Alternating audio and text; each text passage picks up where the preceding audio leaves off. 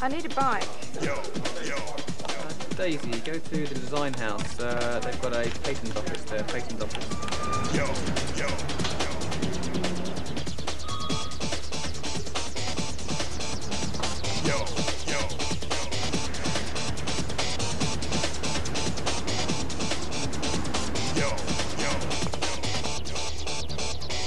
When traffic's choking the city, the quickest way to get information and ideas across town is often on two wheels.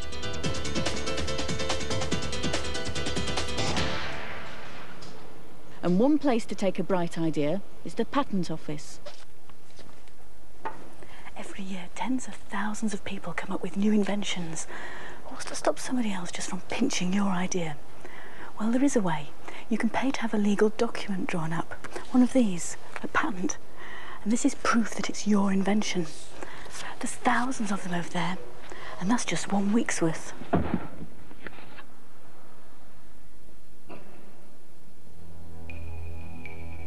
And this is where they're all stored, in the vaults of the British Library.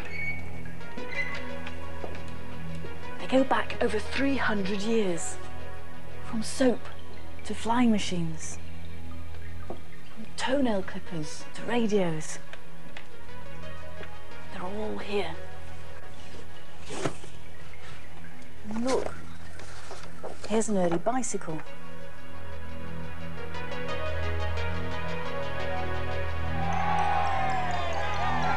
I've been a cyclist 50 years. I'm a non-smoker, toddler.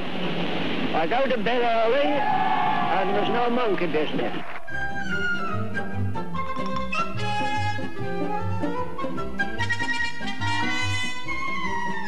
Inventors have tried all kinds of bike designs. Some never got off the ground. But these days, bikes are very different. This one helped to win an Olympic gold medal. So what makes a winner?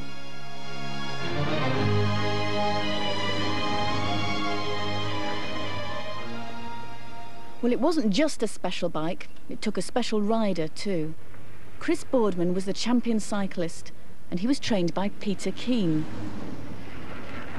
My job as a sports scientist is to train and assist the body that actually propels the bicycle. For many months he had to train in preparation, and we checked his fitness progressively and knew he was in the best form of his life when he left. Now, I know you've had to train for many months to go into space. It'll be interesting to see how your fitness compares to Chris's. How do we do that? Well, first off, you'll have to get on the bike. Okay.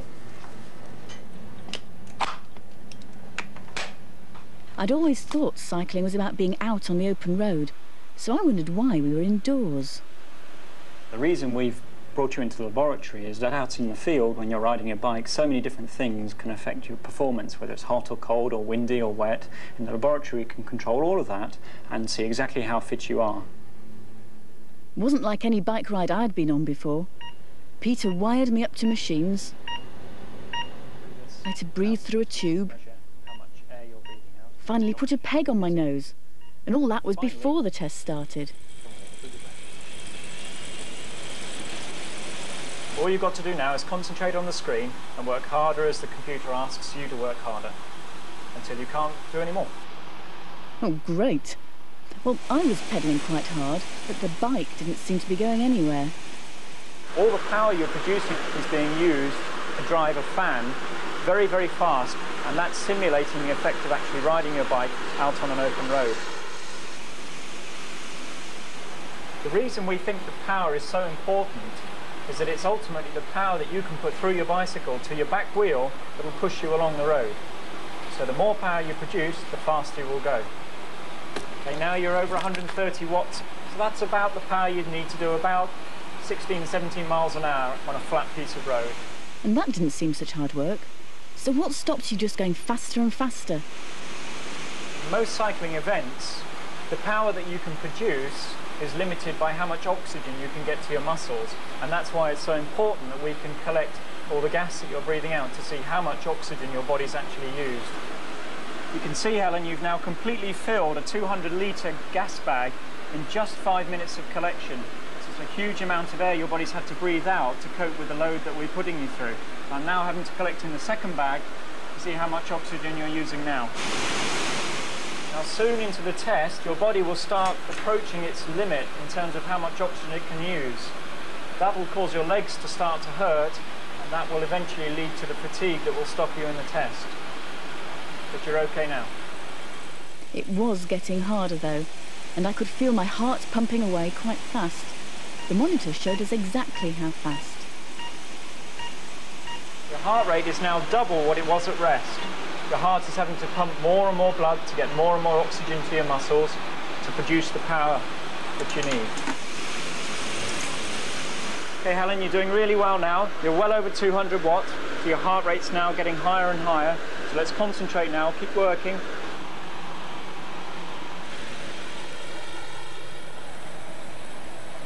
Oh, so Pete, how did I do? Well, let's see what the computer says. 209 watts is your maximum power, so that's very good. Well, I've entered a mountain bike race next weekend. What advice would you give me? Well, your test says you're way above average fitness. The most important thing is to get a bike that's right for you though, so make certain you're on a bike that fits you, is the right size. Start steady and see how you go. Peter lent me a portable heart monitor. It works by picking up electrical signals from your heart to measure how fast it's beating. So now I could check on my training scientifically. But for the race, I was going to need an all-terrain bike. And they knock out a few of those here.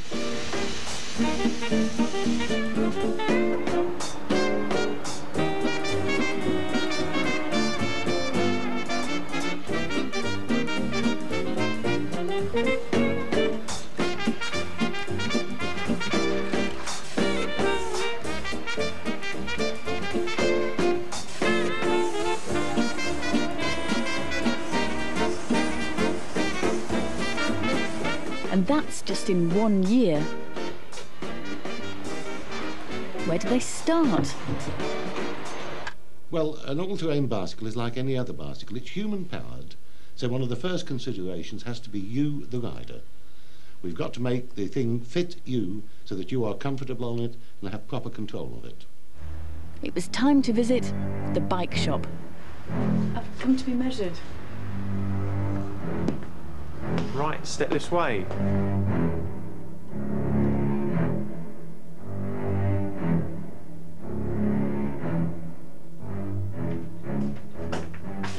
Okay, I've opened up my equipment. The equipment looked pretty gruesome, but accurately measuring a complicated shape like the human body isn't as easy as it looks. Relax your arm. Where does my arm start and stop, for example? They measure to the nearest millimetre, so they have to make sure it's between the right places. But why do they need so much information? The length of the trunk, that's from the hip pivot to the shoulder pivot, is the length of the top tube. If you can guide this to the top of your chest, save me puncturing a lung. That's it. The inside leg measurement is proportionate to the length of this seat tube. And this? That is to do with the length of your thigh. Makes sense. So what's next? The second thing we've got to do, of course, is to design the structure to transmit your power into the back wheel so that you propel it efficiently. A badly designed bike frame would bend and flex under conditions like this, wasting the power you're putting into the pedals. So how does Gerald make sure his new bike designs won't bend? You can't just give the bike to a rider, because the rider's view may not be scientific evidence. One rider can be very clumsy with a bicycle, another rider very gentle with a bicycle, so it isn't valid testing. For scientific tests to be fair, they must be well controlled, but they've also got to represent real life. So obviously a bicycle gets a lot of banging about, and of course you've got the rider pumping up and down with the pedals. These put all sorts of forces in, then we replicate these by putting the same forces into the thing, the same banging and crashing, with machinery. That gives us a fair test, which will imitate what you are going to do on the bicycle when you're riding it on the road, but a lot worse and a lot heavier.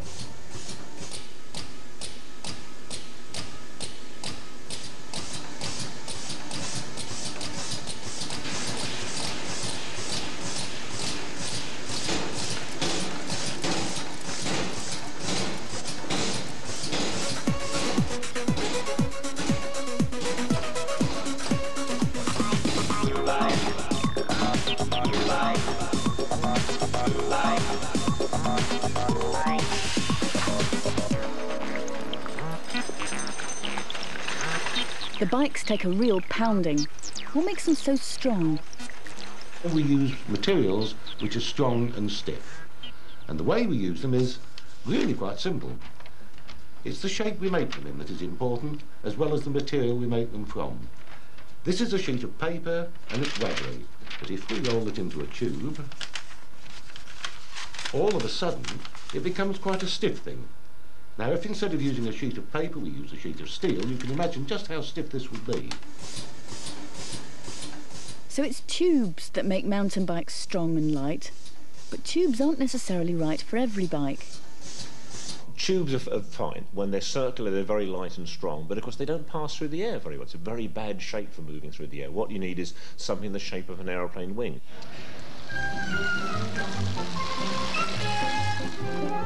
Mike Burrows is an engineer, but he's also into bikes and trikes. He's tried all kinds of ideas to go faster.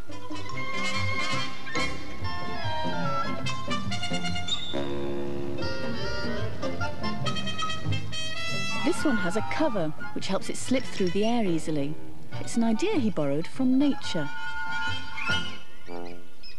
Animals are adapted to their environments, and rhinos need to be tough. So nature builds them that way, just as mountain bikes are built to be tough for their environment. But underwater, fish are perfectly designed for swimming, and it's their shape which lets them slip through the water so easily. Fish are streamlined. Their shape is long, thin and rounded, and that means they hardly disturb the water flowing over them, so the water doesn't hold them back. And streamlining works in air too.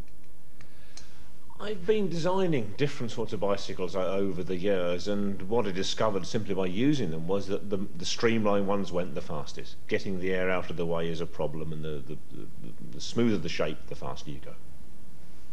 Mike didn't get there straight away though. Starting with a classic racing bike design, he tried different wheels in a new frame. It was an improvement, but he reckoned he could do better still. What I suddenly realised was what you actually needed was, if you like, a tube that was the shape of an aeroplane wing and a bicycle at the same time. And it worked!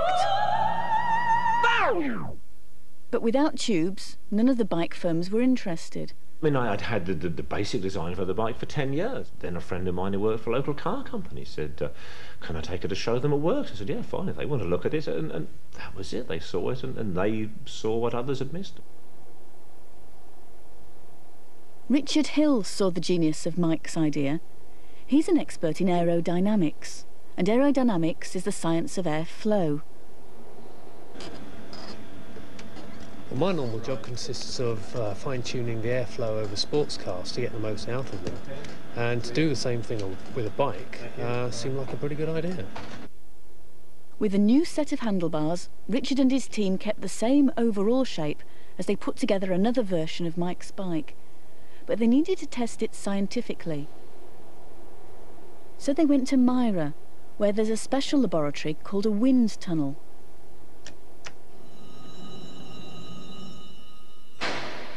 Here, there's no need to actually ride the bike through the air. Instead, giant fans blow air past the bike under precisely controlled conditions. That makes a fair test for streamlining possible. But how could they see what was happening? The thing about air moving past an object is that air is invisible. You can't see it happening. So to get a better appreciation and understanding of what the air is doing and how it's moving, we visualise the air by using a smoke wand, which forms a trail of smoke. to see where the airflow remains attached to the body of the rider or the bike and where it separates away from the body. And the bike was very streamlined. It hardly disturbed the airflow at all. But what difference would a rider make? Chris Boardman was Britain's best hope for the Olympics, and the bike was made to measure for him. Even his helmet was designed to be streamlined. Is that about right? Behind Chris, the airflow was a little disturbed. But at the front, the new handlebars worked very well. They put Chris into a position where the air flowed smoothly over his whole body. It looked like they were onto a winner. But how much faster would streamlining make the bike in a race? Richard kept careful records of all the tests, so he could predict how well the bike would perform. But there was only one real test.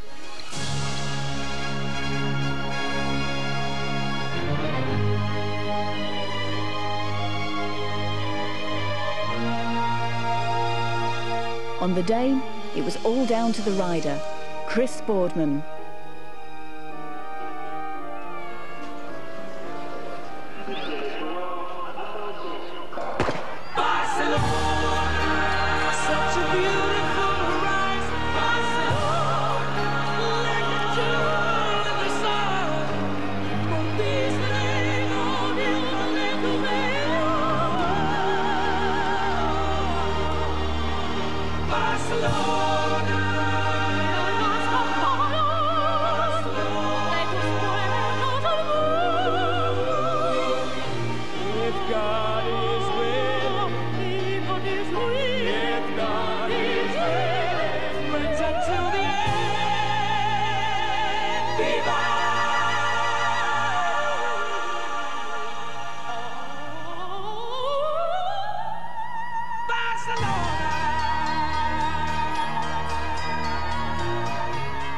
The combination of Chris and the bike brought home Britain's first gold medal for cycling in 70 years. But what about my race? Tomorrow's race. You're doing all this in your living room, aren't you? Yeah. It's quite warm in here. Just want to put your coat. Great, thank you. Caroline Alexander is one of the country's top mountain cyclists. So, what are you doing now?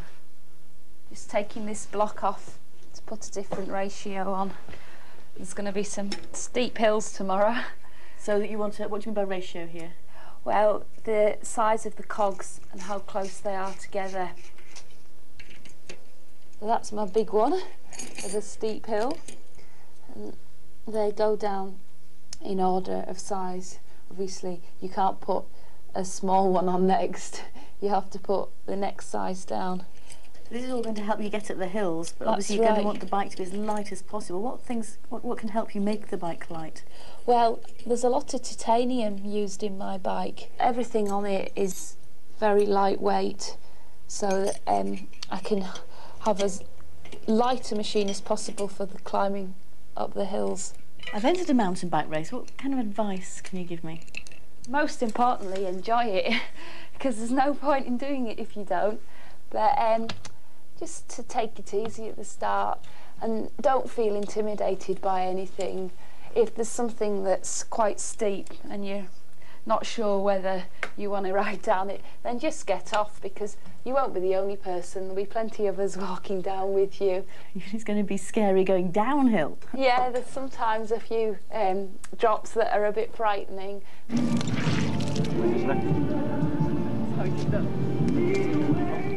Caroline hadn't prepared me for everything, though.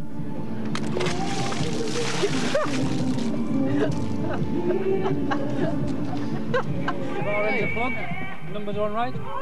Okay, just join the grid at the back. You're going in 5 minutes after the men. This was where I was going to test both myself and my bike on a course 12 kilometres long.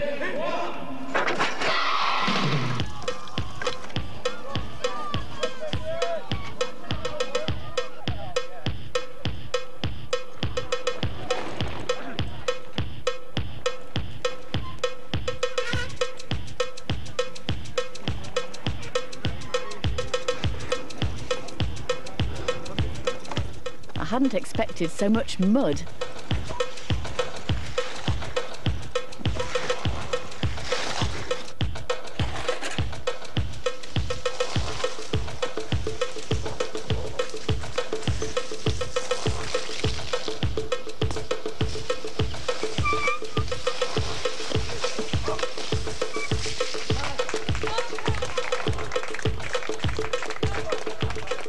Already, Caroline was way ahead of me.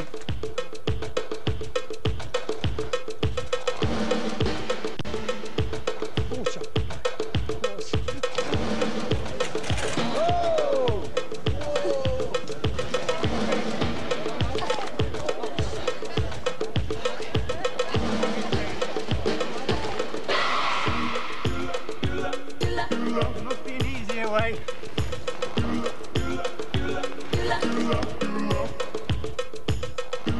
By now I was feeling quite tired, so my legs couldn't produce as much power as at the start. But the gears helped me manage the power I was producing. When I had to work hard to go uphill, there was less power left to go forwards.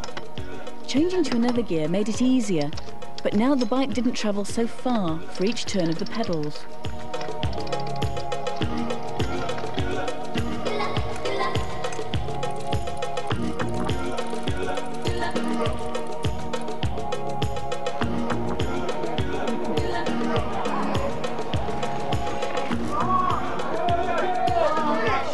Must be the finish now.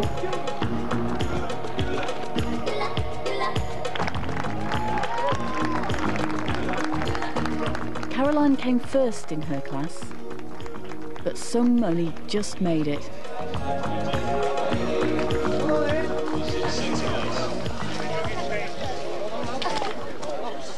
So what's the big thrill?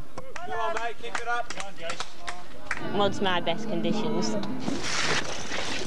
Well, my brother taught me into it. I enjoy it though. It's really good fun, like mud and all that. And Caroline was the new national champion. And I wasn't very confident. But while she was being interviewed, I was still stuck in the mud.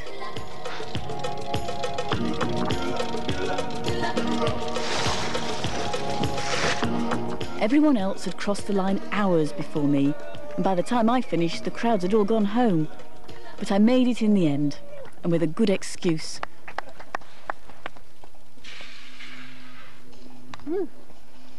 One broken chain.